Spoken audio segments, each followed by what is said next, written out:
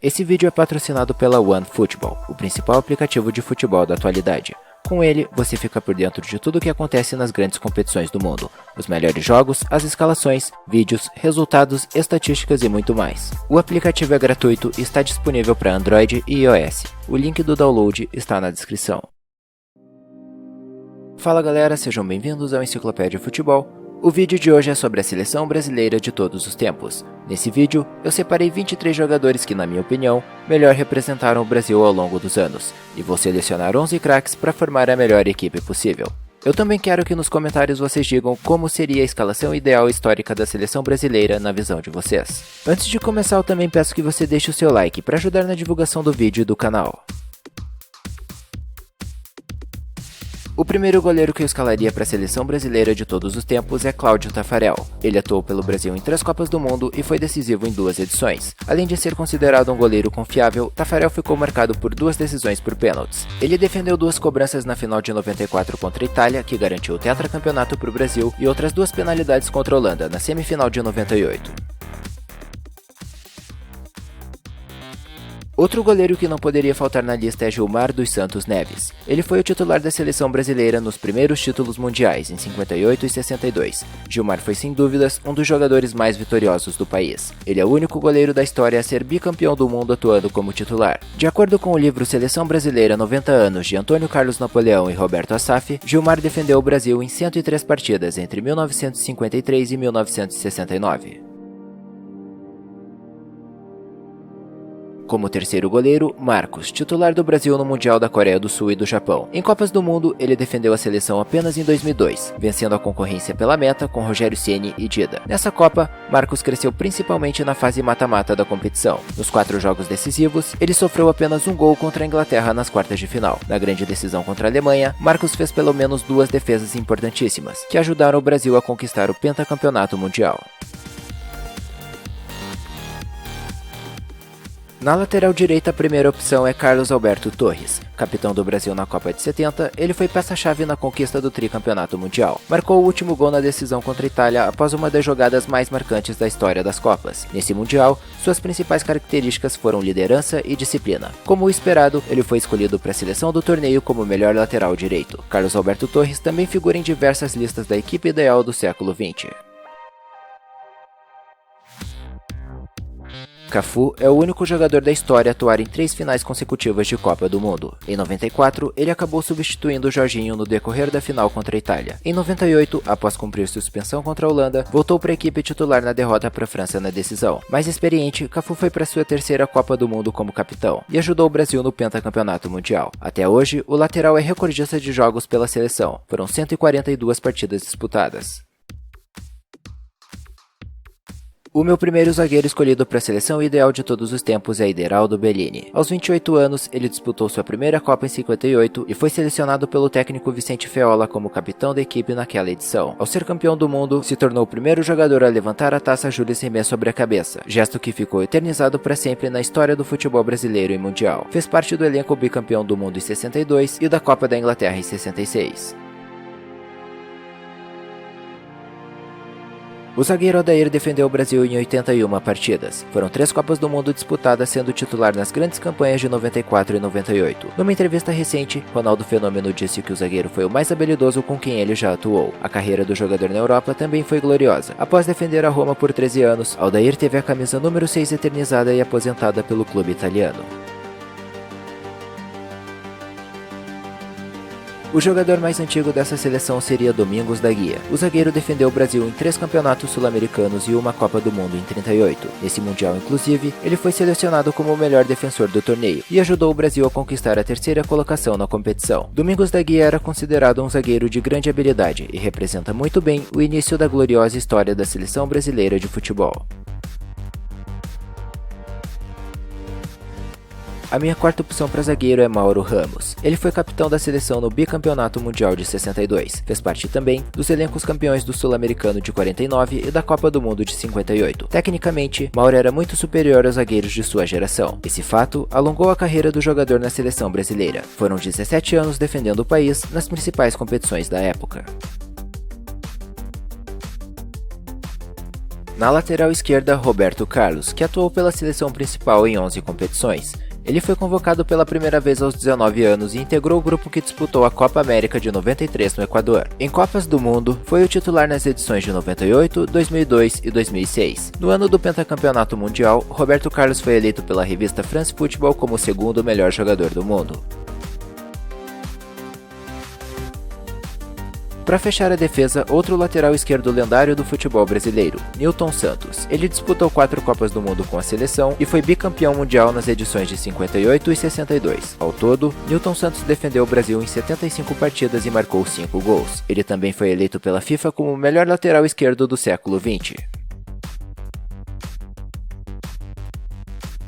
Abrindo o meio-campo, o primeiro volante seria Zito. Reconhecido especialmente por sua liderança, Zito participou com frequência da seleção brasileira nas décadas de 50 e 60. Ele foi titular nos 2 primeiros títulos mundiais. Na Copa do Chile de 62, sua participação foi de extrema importância. Além de figurar na seleção do torneio, Zito marcou o segundo gol na decisão contra a Tchecoslováquia. Ele defendeu o Brasil em 52 partidas de 55 a 66.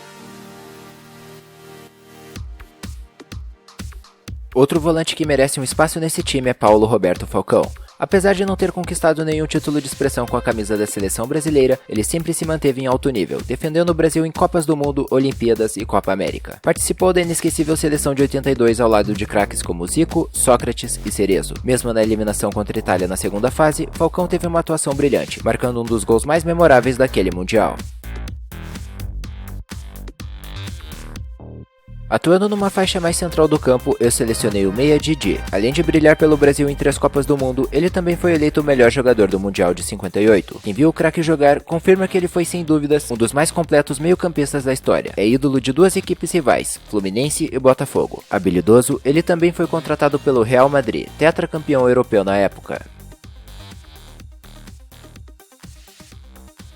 Garrincha é provavelmente o segundo melhor jogador da seleção brasileira em todos os tempos. Sua primeira grande contribuição para a equipe foi no título mundial de 58, com diversas assistências nos jogos decisivos. Assim como o Didi, ele também foi o melhor jogador de um mundial, foi na edição de 62 no Chile. Após Pelé se lesionar no início do torneio, coube a Garrincha carregar o Brasil a mais uma conquista. Aos 22 anos, Roberto Rivelino foi convocado pela primeira vez para a seleção principal do Brasil. Aos 24, ele já era o titular da equipe que acabou sendo tricampeã do mundo no México. Na seleção, foram 92 jogos realizados pelo jogador e 26 gols marcados. Com seu futebol vistoso, ele colecionou diversos admiradores pelo mundo, entre eles Maradona, que afirmou diversas vezes ser fã do jogador. Quando Pelé se aposentou, ele foi o primeiro craque a utilizar a camisa 10 da seleção, nas Copas de 74 e 78. Assim como Falcão, Zico também não conquistou títulos de expressão com o Brasil, mas nessa lista de 23 ele não pode ficar de fora. Zico foi o protagonista da seleção brasileira de 82, realizando grandes partidas. Na eliminação contra a Itália, ele atuou muito bem, dando assistência para o gol de Sócrates e sofrendo um pênalti não marcado pela arbitragem. Em 86, Zico foi reserva na maioria das partidas devido à sua condição física. Nessa Copa, ele fez seu último jogo com a seleção nas quartas de final, quando o Brasil foi eliminado pela França nos pênaltis. Ainda no meio-campo, Ronaldinho Gaúcho. Um dos jogadores mais habilidosos de todos os tempos, viveu grandes momentos na seleção. Após brilhar na Copa América de 99, Ronaldinho foi peça-chave na conquista do Penta em 2002. Sua grande partida aconteceu contra a Inglaterra, nas quartas de final, quando marcou um gol e deu uma assistência. Ele também teve participação decisiva no título da Copa das Confederações de 2005, especialmente na final contra a Argentina. A exceção foi em 2006. Naquela Copa, Ronaldinho era o atual melhor jogador do mundo, mas não conseguiu repetir as boas atuações de antes. Rivaldo foi um dos jogadores mais decisivos em partidas de Copa do Mundo para o Brasil. Em 98, ao lado de Ronaldo, ele foi um dos grandes responsáveis por conduzir a seleção ao vice-campeonato mundial. A sua participação na Copa de 2002 foi ainda mais impressionante. Rivaldo fez gols em todas as partidas da fase de grupos. No mata-mata, brilhou nas partidas contra a Bélgica e Inglaterra. Na decisão contra a Alemanha, participou diretamente nos 2 gols de Ronaldo. Além de tudo isso, Rivaldo também conquistou a Copa América e a Copa das Confederações. Pela seleção, foram 75 jogos e 35 gols marcados. Pelé é o único jogador da história a vencer 3 Copas do Mundo. Sua estreia na seleção foi aos 17 anos, numa partida amistosa contra a Argentina. Aos 18, ele já integrava o grupo que disputou a Copa da Suécia. A partir das quartas de final desse Mundial, o atacante deslanchou a marcar gols, entre eles, uma pintura na decisão, que garantiu o primeiro título ao Brasil. Nas Copas seguintes de 62 e 66, Pelé não teve sorte e acabou se lesionando em ambas as edições. Viu do banco o Brasil ser bicampeão mundial após grande atuação de Garrincha, e ser eliminado na primeira fase da Copa seguinte. Porém, em 70 ele estava de volta, e após certa desconfiança por parte da torcida, foi disparado o melhor jogador do Mundial, com direito a jogadas memoráveis e atuação de gala na final contra a Itália, com assistência e um belo gol de cabeça. Poucas pessoas se lembram, mas o atacante Vavá é um dos raros jogadores da história a marcar gols em 2 finais de Copa do Mundo. Isso aconteceu em 58 e 62. Foram 2 gols anotados na final contra a Suécia e 1 na final contra a Tchecoslováquia. Vavá sempre crescia nas fases decisivas das competições e se tornou símbolo dos 2 primeiros títulos mundiais do Brasil. Ele era reconhecido como um jogador de muita raça e oportunismo dentro da grande área. A primeira grande atuação de Romário com a camisa principal da seleção foi em 1989, na Copa América realizada no Brasil. Ele e Bebeto foram decisivos para o título continental daquele ano. 5 anos mais tarde, na Copa de 94, a dupla de ataque se repetia. Dessa vez, Romário foi ainda mais protagonista, marcando gols importantíssimos que garantiram o tetracampeonato mundial. Com a seleção brasileira, ele realizou 70 jogos e marcou 55 gols, além de ter sido campeão da Copa América, da Copa das Confederações e da Copa do Mundo. E para fechar a lista, Ronaldo, um dos melhores atacantes de todos os tempos. Seu início no Cruzeiro foi tão impressionante que ele acabou sendo convocado para a Copa de 94 com apenas 17 anos. Foi campeão mundial mesmo sem atuar naquela edição. Em 98, o cenário já era outro. Ronaldo chegou à Copa como o melhor jogador do mundo. Fazia uma grande competição até momentos antes da final, quando sofreu uma convulsão. Esse episódio acabou abalando a equipe e foi determinante para a derrota na final diante da França. Em 2002, a presença de Ronaldo era muito contestada, já que o atacante retornava de graves lesões no joelho. Mas novamente, ele realizou uma grande Copa, e dessa vez, a decisão do Mundial contra a Alemanha teve um final diferente. Ronaldo marcou os 2 gols do título e terminou como artilheiro da competição.